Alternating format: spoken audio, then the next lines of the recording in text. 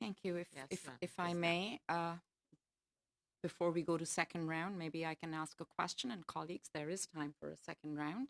And my question is to both of you. You both talked about labor market shortages in primarily the agricultural food processing industry. In some parts of Canada, primarily in Atlantic Canada, these jobs are seasonal, but they're not temporary jobs. They're permanent jobs that are seasonal. I think the same could be true for some of the jobs in Manitoba. And I'm wondering whether it is time to start considering open work permits for the sector as opposed to tied work permits to an employer, because there's not just one blueberry picking farm in the Maritimes. There are many. There's not just one meat processing plant in Manitoba. There are many. And we've heard about the difficulties that people experience when they're tied to a particular employer. So what about a sector-wide permit, let's say regionally based, as opposed to a closed work permit? What is your response to that proposal? I can go first and speak about agriculture, and I'll use Southern Ontario as an example.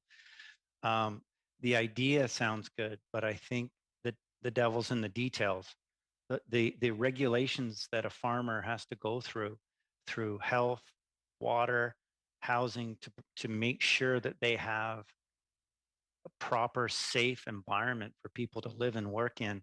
I'm not sure farmers would be too happy knowing that people can just, pardon the pun, cherry pick where they want to be, because they make an investment in their farm to bring people, and including the transportation to get them there and back. So I think it might work in some sectors, but I'm not sure. I'm not sure how farmers would take to that one. I'd have to visit a coffee shop. Mr. Bergman. Yeah, it's a great question, Madam Chair. There's complex dynamics there. For one thing, who would apply then on behalf of the industry? Would it be industry associations apply for that? I know when we did our research, we had even considered the options of employers like pooling labor or sharing labor. And your point kind of gets to that.